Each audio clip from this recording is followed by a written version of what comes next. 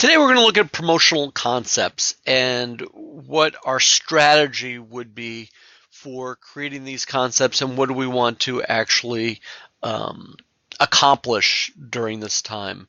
So one thing that we do is create awareness through promotions and through marketing. We want to create awareness because customers want to know information about our product or our organization. In order for us to be a part of that evoked set, we need people to recognize our name, connected back to branding. Certainly in terms of the introductory aspect of the product lifecycle, we need to communicate specific information of who we are and what we sell and where you can buy it. During the growth and the maturity stage, we're looking to convince people to purchase.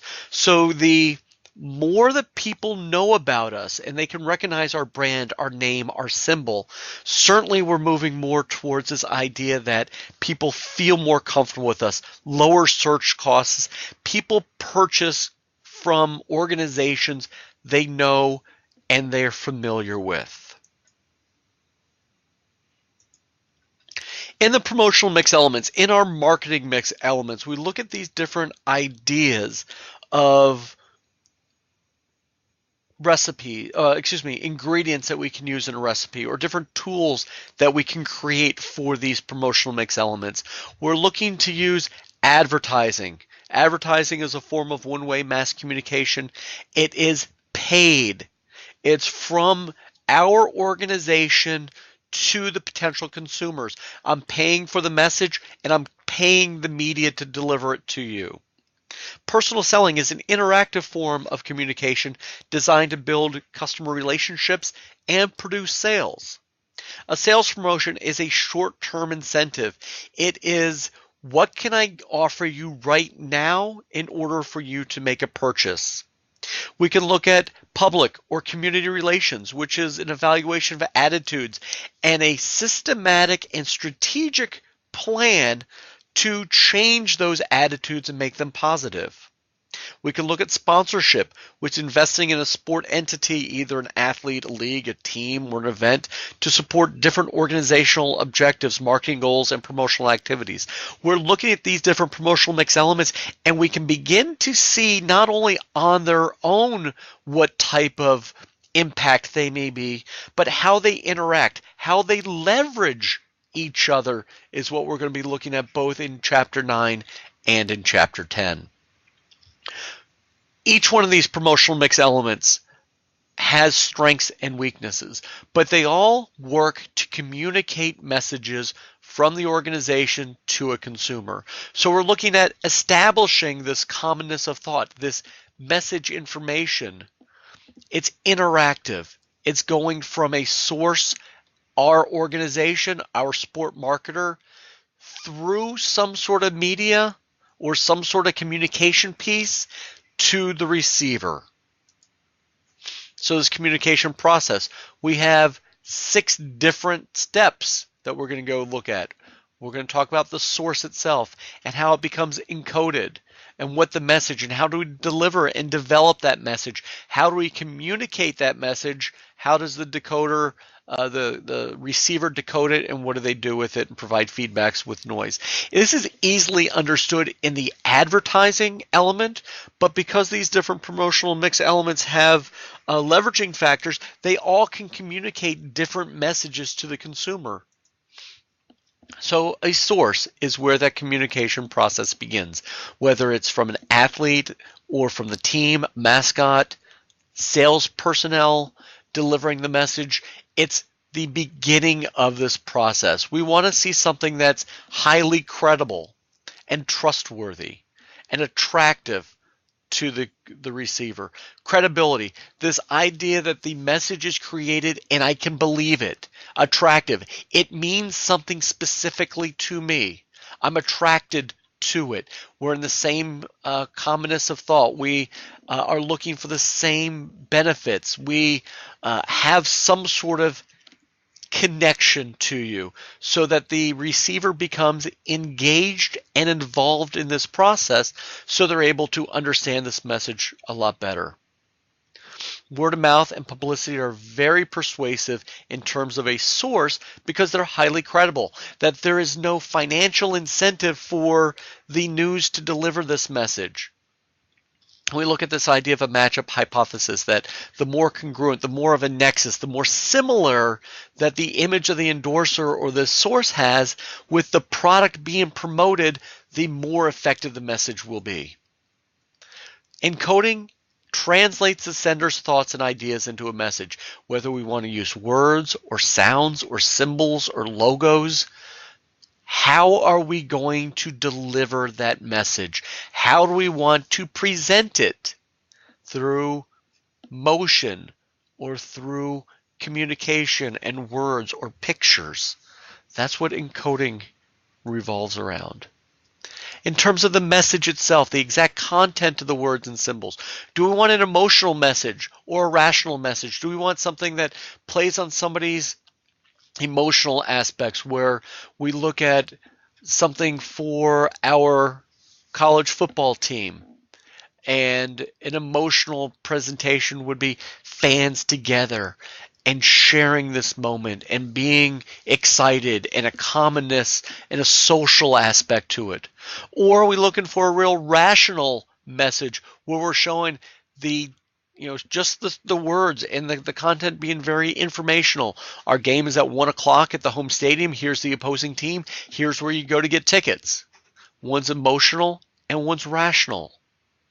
We want to create an effective message. We want to give the audience a reason for listening. We want the whiffy, what's in it for you. We want people to recognize and to see themselves in this area where this is important to me because, and the benefits that we're going to show them. We're going to tie things together using a common theme.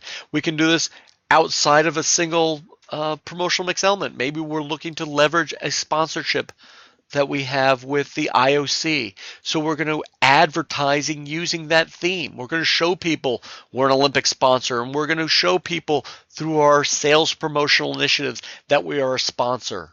We want to repeat key points. We want people to remember a USP, a unique selling proposition, something for them to think about and move towards and take away from this process. Decisions on what media we actually use will depend on cost. If we don't have much money, we're not going to be on television. Flexibility, how long do we have before we need this ad to go out, or how do we want to do it? Do we need to show motion and movement and smell and sound? What's the ability to reach our target market? Knowing our research, how does the audience, where and why do they go for information? How do they respond to it? All of that research that we did earlier really plays into part of here of making our message as effective as possible. To be successful, we need it to be relevant. We need the message to resonate, that it has to have some sort of connection with that receiver. We need it to be distinctive. It needs to show why we are different, and it has to be outside of the clutter, so we are very similar in our purpose and people can remember us, and very simple so that people do remember us. If we have a complex method or message that goes against this idea of successful, of being simple, if we have a lot of information, perhaps it's we're looking to communicate our regulator for scuba dive equipment, and it's innovative, and there's a lot of technical expertise that we need to do. So that depends and will drive what type of message we need. It has to have a lot of information. It also has to be in a place where people are receptive to spending a lot of time reading and understanding this. So maybe television isn't the right place to deliver that type of real complex message, but we have to go to a website or a magazine that's specifically designed for scuba diving fans, so they're able to spend 5 minutes or 10 minutes reading this information. So for to be successful, we need relevance, resonate, distinctive, and simple so that people will connect to it. We will look at what type of media then that we choose as we go through. How do we pick this out and what that message we want to say? So we look at the elements of decoding performed by the receiver. How do they interpret it? Through the first couple, and we'll go back through these aspects. We encode it. We pick our source. We design our message. What does that content be? What vehicle do we want to deliver? All those are controlled by us as a marketer. The decoding, how they interpret that message, the receiver, we have no control over. We have no control over who is actually doing it. Now, our research hopefully presents us in the best case scenario, but we don't know the specific mood of the receiver. Hopefully they're in a good mood. We don't know the psychographic profile, the geographic. We have to do our research to make sure we're delivering that. We want to present it and control as much as we can, but ultimately we can't control that decoding. And we can't control the receiver themselves, that audience. Again, our research puts us in the best place possible. We need to provide and to gather feedback, whether that feedback is through some sort of questionnaire and survey. Are you more likely to purchase? Do you like our ad? Does it make you more favorable towards our organization? Or do we look at purchase? Did it move the needle, which ultimately is what we want to do? That's in terms of the feedback. Noise is this idea that there's so much involved in this process. Clutter, other ads being presented at the same time, our competitor and non-competitor ads. We're looking at so many different aspects going on that we need to break through that clutter.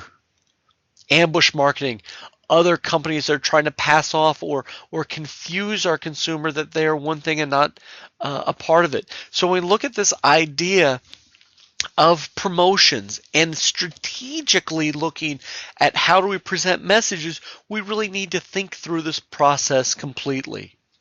We need to look at the target market. We need to look at a push strategy, which is the idea that we are getting the information through the channel. We're pushing our product through a B2B incentive.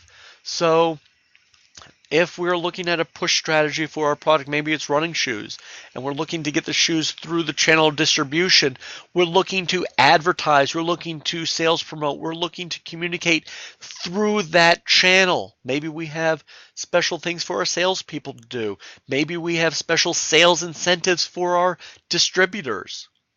We look at a pull strategy, and we're most familiar with pull strategies because that involves communication to the end consumer, and we're pulling them into the process. Since sport marketing uses both, you should use both, and think about how you use both. If we're looking at running shoes and we're trying to get our consumers to purchase our running shoes, we need to make sure that the pull strategy puts our brand in a very special place for that consumer, but we also want to make sure we're using push strategies to make sure that we have product in the system for them to buy. We look at these different types of the product life cycle, introductory stage, growth stage, maturity stage, decline stage, and how our promotions change. In the introductory stage, we want to create awareness to inform people of our brand. We don't have much competitors at this point, so we need people to understand who we are and where they can buy our product. In a growth stage and mature stage, now we're looking to persuade people. Certainly in a mature stage where we have a lot of competitors and we're not increasing our market that much, we need to convince people to buy our product as opposed to someone else's. I need you to come to my ski slope as opposed to a different ski slope. And in the decline stage, oftentimes our advertising budgets will be cut. So we look at this different types of things. We want to, depending on where we are in that product life cycle and what our objectives are and what our SMART objective is, we want to look at this different ideas. We can also overlay the idea of the escalator concept here, that as non-consumers at the bottom of the escalator, we need more of an introductory, of an awareness aspect to it. As we look at indirect consumers, maybe we want to try to get them to go to one game as opposed to a sales incentive would be multiple games or a heavy user. So the hierarchy of efforts goes through this idea of tracking the same thing, unawareness to awareness, and then tangible benefits, our brand awareness, our brand identity, getting people to like us, creating a preference, and then we need to find that purchase trigger. We need them to act. We need them to buy or attend the game. In terms of promotional planning, how do we come up with our budget? There are 4 different methods for us to come up with our budget. One is arbitrary allocation. arbitrarily coming up with it. We spent $2,000 last year advertising. We're going to spend $2,000 this year for no reason. We just had done it this way before. Maybe it's what we could afford. We're really arbitrarily deciding what it is. A competitive parity. We look at what our competition spends. If we're a major soft drink beverage seller, like Coke, we want to find out what Pepsi's spending and then match theirs. Or Avis and Hertz. Or we're looking at what our competition spends and we say that if they're spending $10 million, we need to spend $10 million. A percentage of sales, becoming a little bit more scientific now. Maybe we look at sales from each year and we say 3% of our yearly sales is going to go for advertising and promotional planning next year. So the more we sell, the more our budget is. And the last one's objective and task, where we look at each objective separately. And then we evaluate how we're going to do it, the task, the promotional plan, and then we see the outcomes of that, the SMART objectives. Is it worth $5,000 to spend it on this plan to get this type of outcome, or $10,000 on this plan to get that outcome? So we're looking at it very much as an individual sales idea to develop that budget. So first thing that we want to do is look at this promotional mix, and we'll look at the mix elements in chapter 10, but we want to look at the idea that we're integrating them, an integrated marketing communication, a consistent message to the target, that all of these different elements that we'll look at in chapter 10, advertising, promotional selling, personal selling, promotion, sales promotions, public relations, that they leverage each other, that they interact with each other. Developing an integrated marketing communication piece. How do we present this to a target, a consistent message?